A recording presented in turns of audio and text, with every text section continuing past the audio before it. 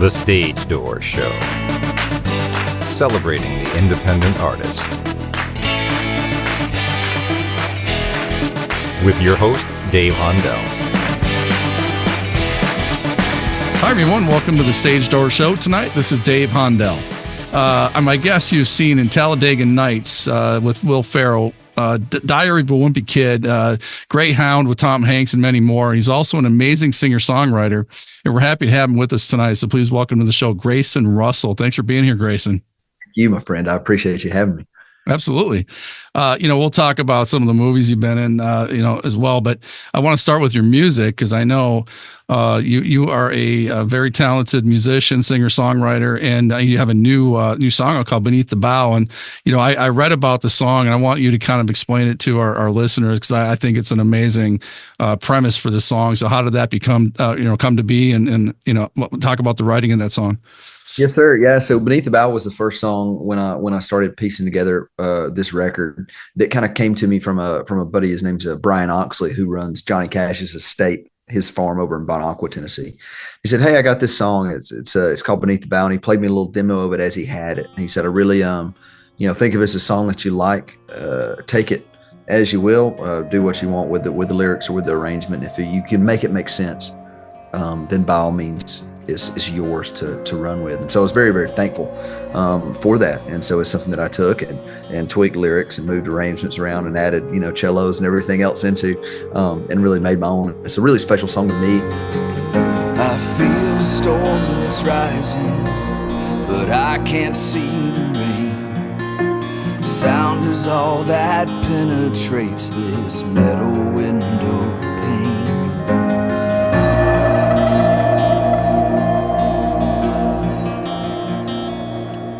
I feed the flames that turn the blade, and through the seas we plow. I load the coal that makes us go, 'cause I work beneath the bow.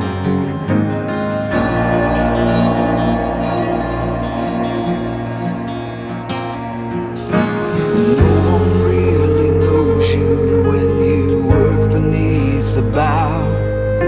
You're just another shovel and you're not a man somehow. I can feel a storm that's rising and it's rising here and now. I feel the danger coming 'cause I work beneath the bow.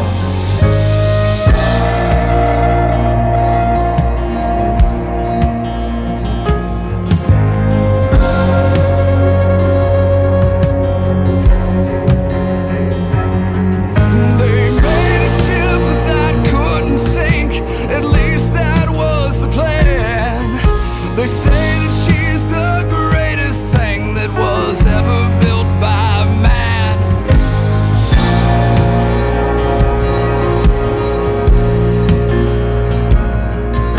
But I can feel the groaning as it's coming from the prow. But no one listens to me 'cause I work beneath the bow. It was an incredible metaphor, more or less. It looks at the men working beneath about the Titanic in comparison to the people who make this country run, both of which are saying, hey, to all the people partying up top, look, this thing's going down and we're not on the right track. And if somebody doesn't do something, this ship's sinking. And so it's very much a cautionary tale, comparing America and the working man there to the working man on the Titanic. But it was an incredible story when it was kind of handed to me, and I was very fortunate to get to shape it in my own direction. I've always grown up blue collar, hard worker. I worked 3 jobs growing up, and so I've always been an advocate for people in labor jobs and people that are working hard out there, and miners and farmers and everyone that has a job like that keeps this place, this country of ours running. And I'm glad you have this song out because I think it will open some eyes for people out there that kind of grew up, not realizing, how good they have it because of those workers. So, congratulations on that new release. And, Sure. Again, I can't wait to have you back to talk about the success on that. And, also with other music, I was on your social media, listening to some of your other songs that you were playing with your band. And I noticed that you mentioned a cello, you mentioned some other instruments that you use, and I noticed that one of the band members was playing what looked like a mandolin when you're playing guitar. So talk about using other instruments, because I think it's unique, and I think it's a great sound. Yes, sir. Yeah, it's I've started traveling, touring my folks doing gospel music when I was 5, and then the first band I had, we sang solely Bee Gees music. I was 7 years old while we were doing Talladega Nights, and I put together this crew 7 years ago. It's a Southern rock band I put together in college, and I actually played mandolin for a guy who won a couple Grammys doing gospel music, a guy named Guy Penrod. Yeah.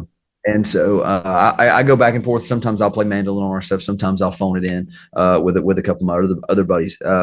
Sound wise, we end up somewhere between Leonard Skinner and U2, plus a mandolin somewhere in the middle. Sometimes, not all the time. Also, we talked about being in gospel. That was my genre when I was directing music videos back. A while back, gospel and R&B was where my genres, and I have a fond place in my heart for gospel. And I think, gospel is really where music started. If you think about it, the foundation of music today really started with gospel. And so, it's got to be a special genre for you. Yes, sir. Absolutely. I know you're talking earlier, about the working man, stuff and how the jobs used to work. The cover art for Talladega Nights, Talladega Nights, the cover art for Beneath the Bow, that's a picture of me when I worked on a scaffolding job on a crew inside a paper mill. That was in a big dioxide tower. That was only about 30, 40 feet up in the air, but we went up to 140. Wow. People, just think sometimes, okay, well, he's an actor, so he only does this, or he's a musician, so he only does this. But had a whole host of jobs across my time thus far. But I was really glad I still had that picture. Let's talk about Talladega Nights. I know that, this obviously it's a very popular movie, and that was a long time ago, but it's still a popular movie today. A lot of people still stream that movie. And, I understand that you went to an open call, for that, you weren't looking to be an actor even, so I thought I was going to be a peach farmer or a contractor or something like that. Yeah. Nights was an open call in the newspaper, and the only reason we went was because Daddy went fishing and me and Mom were bored. Oh, okay. All right. I said I couldn't even really read yet. I mean, I could do like See Spot Run, Cat in the Hat, but that was the extent of my, mastery of the English language. Now, why do you think, I guess I understand there's like, a few thousand people there, a few thousand kids, at the first audition. So what do you think set you apart at that audition? What do you think that they saw in you that they actually ended up casting you? I think they saw complete and utter ignorance. Okay. That this kid isn't afraid of any of it, because I had no way of knowing to be nervous. I had no concept of what I was doing. Will had just done Elf, so I kind of knew who he was. Yeah. But SNL was past my bedtime. I hadn't seen Anchorman as a 7-year-old child, so I had no concept of what I was doing, and had no nerves with it.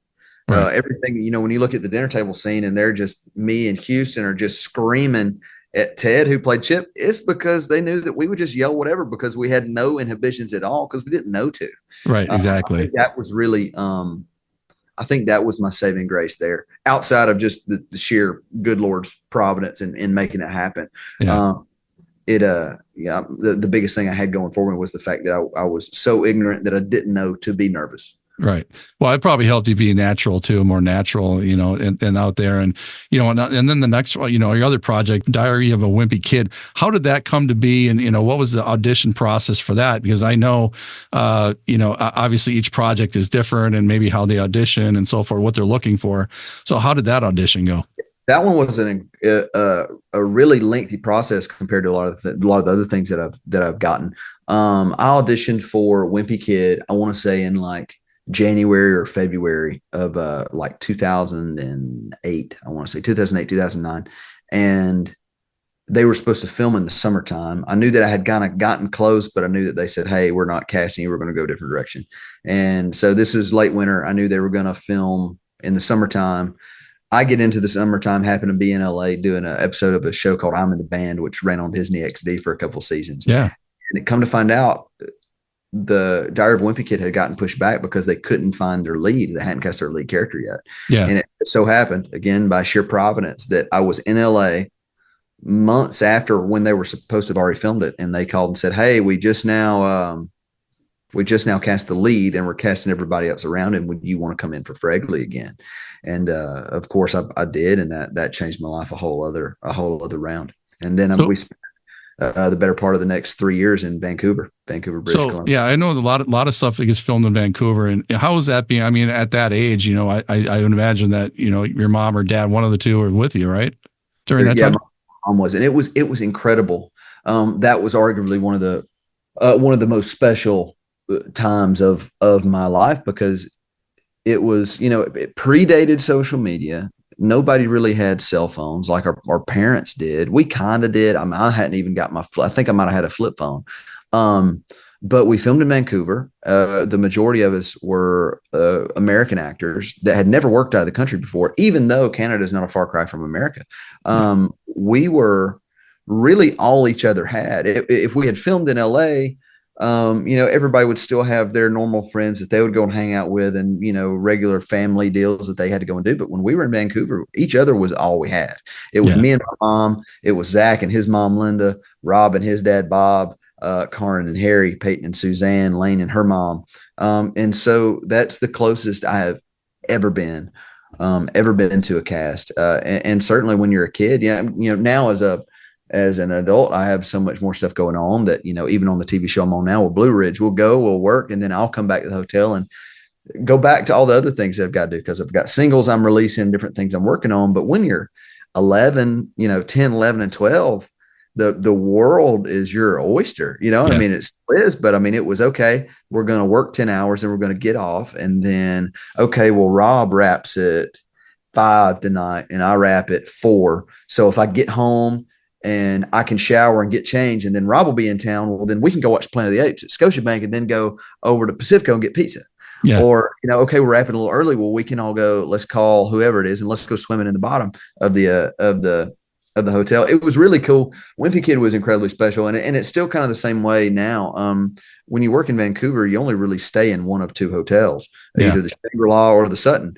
And when we stayed at the Sutton, everybody that was filming a movie in Vancouver, we're all staying there. And so it was a game to see, you know, who you'd get in the swimming pool with, who would you get in the elevator with as you're standing out there to get picked up by a van, you know, to go to work. It's, you know, me and my mom, and then Vanessa Hudgens, or me and mom and Heather Locklear, or Billy Ray Cyrus is on our floor, or, you know, Twilight's being filmed at the same time. So they're there, or Sweet Life on Deck's being filmed. So they're over here. So it's always, there was always something to do that was incredibly special. And I think the only thing I can really compare that to is living in Nashville now, with, you know, so many different things going on.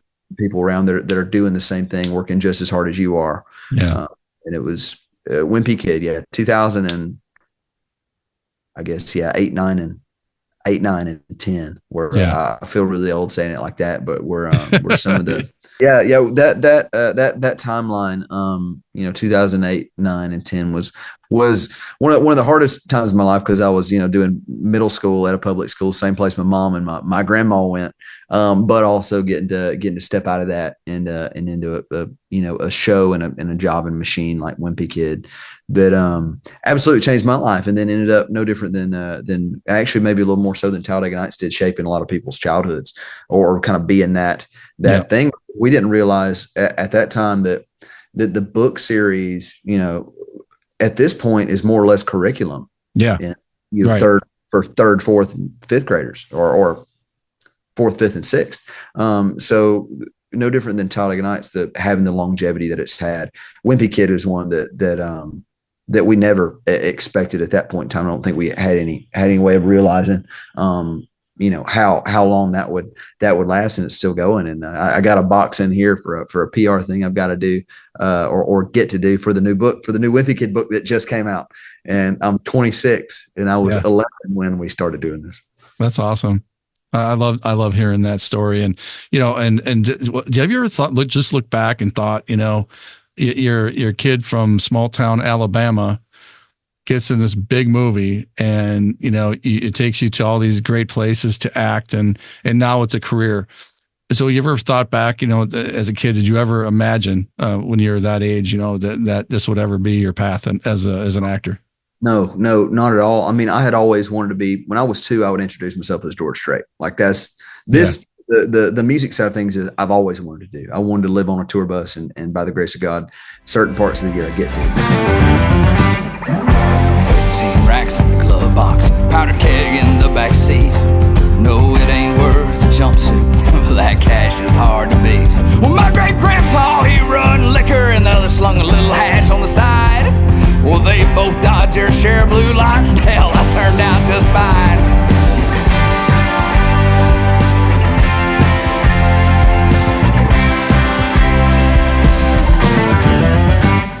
Said it's easy to lose your soul, boy, hauling out there on the road. But as long as you bring that dough home, they won't care for what they don't know. Now we come a long way from that river and cooking that copper down in a cave. Pop said the Lord used hell to save him. Watch his sins drown in the TVA. And you pay your tithe with dirty money and buy yourself a vehicle that you got clean. Pray that Uncle Sam don't get wise running guns on gasoline. Now they might have the best of intentions, but people ain't always what they seem. He prayed the good Lord don't catch wind. All this corn and kerosene. No, I never would have imagined a career and a life in film. It's funny. I've got a bunch of pictures set out. That's going to be my cover art for the next single I'm going to drop. But it's set out over the top of my scrapbook that Mom made from Talladega Nights. And so I never thought about it that way. But it's really wild to have these two, merging in the way that they are. And getting into music now, I mean, and touring and being, in front of these big crowds, and, it's got to be exhilarating to, I've never been, a musician or never stood in front of a lot of people and played, an instrument and sang, whatever, but it's got to be an exhilarating time to get up there. And it's got to be, I was talking to T.G. Shepherd just before this interview, and he's saying it's like a drug, to get up there, you don't want it to end, and he's been doing it for 50 years. So talk about that. Yes, sir. Yeah. It's funny. There's, different degrees or different things that really fire me up that are, everything's different for everybody. I got to, we have a show we'll play next year that we played for the past 3 years that runs like 40,000 people. I can play that with it's closed, no sweat unless it's hot outside. But I got to sing at Nickelback's album release party last week. Wow. And I got to sing a song that I've sang in the shower since I was probably 10 years old. Wow. Maybe 11, and I was a nervous wreck. Yeah. Out there and do that, and it's different. I love doing film because I get to, take part in experiences and situations that I would never normally get to, Talladega, I got to, tear up the whole living room with a baseball bat and spray a fella through the window with a water hose. I'm not going to do that in real life at all, anywhere close to it. Yeah. Or Wimpy Kid, get to go live in Vancouver for, X amount of time, or Greyhound with Tom Hanks. We got nominated for an Oscar for that. Right. Getting to dress up in authentic, made for World War II helmets, K-pop life jackets, the whole deal. That's an experience that's incredible to get to be a part of. Yeah. But I'm being somebody else. Right. The music get to be me. And right. It's the songs that we're singing, the ones that, I've written every one on this album except for covers, are ones that are all incredibly specific, circumstances that I've lived through really the past 4 years, or things that I've witnessed, in my own family, and own life, occur. So it's been really interesting to see how the film side and the self-awareness that comes with being an actor and just the ability to tell a story, how that's made its way into how I perform live and the songs that I choose to do. My biggest issue with, watching other acts is if I don't believe that they believe what they're singing about, yeah, then it's done for me, Right. And for me, I try really, really hard to cater the songs that I write and even the covers that we do to, be sure it's something that I can communicate convincingly. Yeah. If I can't, and you don't believe that I believe, in what I'm doing and what I'm saying, that song's for somebody else. I think the good actors out there show a little bit of themselves in their character where, they dig deep enough to say, okay, how would I react to the situation? And you're not just acting, you're actually feeling that emotion. however you get into that, space, I think, the best actors out there are the ones that, like you said, you actually, it's believable. And I think people out there watching either a show or a movie or watching you on stage can tell the difference between if it's real or not. Yes, sir. I had the privilege of getting to be in a Billy Bob Thornton documentary a couple weeks ago, and he's one of my heroes. And of course, he had a band as well. But he told me, it's like, the best advice I could give you, Grayson, is whatever role you play, the roles you choose to play, whether it's the president, whether it's a drug dealer, whatever it is, it has to be, you have to find that version of you. Right. It can't be you playing a drug dealer. It's got to be you playing yourself as a drug dealer. Right. Because otherwise it's going to come across as inauthentic. And his deal is, he said, if you want somebody to play Charles de Gaulle, get a Frenchman. Don't ask me. Yeah. Right. But, for me, if you need signalman second class standing on the starboard side of the USS Kidd, or you need, a white Urkel or the village idiot like I'm doing for Blue Ridge, well, yeah. So far I know that's something that I can do. And it's been very interesting finding, where, digging down deep enough to find a version of myself in each of these characters. Yeah, that's well said. Greyhound, what was the training like for that film? Because I imagine, it was pretty intense. Yeah. So we were trained by Captain Dale Dye, 3-time Purple Heart recipient. He was 74 at the time. Wow. He was he spearheaded the concept of senior military advising to actors for film. The first movie he did was a little thing called Platoon that he kind of talked himself into doing, training the guys on. And of course they got nominated, I want to say, for 4 Oscars. Yeah. He trained all the guys on Saving Private Ryan and Band of Brothers in the Pacific and Thin Red Line, Guadalcanal, Alexander the Great. He did all the Medal of Honor video games. So Tom Hanks knew him well before he brought him into this. Yes, sir. Yeah. So Dale, you would either kind of go to Arlie Ermy or Dale Dye. Those were kind of the two that you used. The training process or at least the basic that we got for Greyhound was incredibly intense in a really short amount of time. Normally they would give you a week to maybe 3 weeks, depending on what you have to do. I want to say Band of Brothers was about 3 weeks. Granted, they had to be able to operate their Garands and grease guns and be able to, run properly with all their gear on, be able to move and communicate and shoot and the whole deal. That's entirely different from the things we would have to do aboard a destroyer. I'm not going to have to run any more than about 60 yards at a time. So instead of 3 weeks, we had 2.5 days, and that was more of a timing constraint than anything else. So we slept on the ship, we ate on the ship. Wow. Our training revolved around the watch that we were on, because I want to say in the Navy still might do this, but I want to say it was like 4 hours on, 8 hours off is kind of how it worked. And so as the film rolls on, Greyhound takes place in watches. So I'm on the first and third watch, something like that. Right. Or, first and fourth. So the first watch is us and the second watch is a different, and the third watch is a combo, fourth watch is a combo. And that's how it kind of works back around. And so, my watch ended up being at 3:00 in the morning. And so here I am on the USS Kidd that's permanently docked on the Mississippi in Baton Rouge, doing, figuring out how to run, Morse code and effectively and do that whole deal. So that was wonderful, terrifying, because you've never been cussed at till you've been cussed at by 3-time Purple Heart recipient Captain Dale Dye. And yeah. I don't ever care to revisit that again, but I'm proud. But you're prepared for the next one, right? If it comes around. I don't care to get cussed at like that again. But you know what? If I need to, and I deserve it, I'll do whatever it takes to do it again. Because that's the shoot. When I'm asked the one that I'm the proudest of, it's absolutely Greyhound. Yeah, for sure. Hardest film that Tom had ever done. So that made me feel a lot easier. A lot better about it. But really, really proud of the work we did on that one. Well, and I think, we talked about growing up in a small town and how you got your first role. And, it just sounds like you have an incredibly supportive family, and throughout the years. And I think, for advice for our listeners out there that maybe want to get into this, field, how important is that support, number one, and number two, about, building a circle around you of people you trust. Yes, sir. It's paramount to have that safety net. I think there's a common misconception that the circle's got to be real big. The thing I've learned the most, I think that's been one of the bigger lessons I've learned, certainly in college and coming out of college, is you don't have to be friends with everybody. Right. My circle is about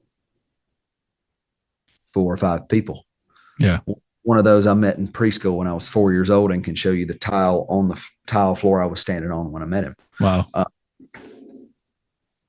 The biggest thing I think for people supporting, actors is consistency, because no one is going to be more inconsistent than the creatives and the musicians. And it's not always intentional.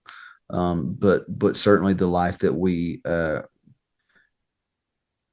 the industries that we choose to operate in dictate a lifestyle that is far more erratic than when I'd work scaffold. Yeah. When I worked scaffold, I didn't have to think about it when I went home. Yeah. Right. All I had to think about was when to set my alarm to go back and do it again. And I could think about anything else I wanted to while I was carrying those beams or climbing or doing whatever it was I was doing.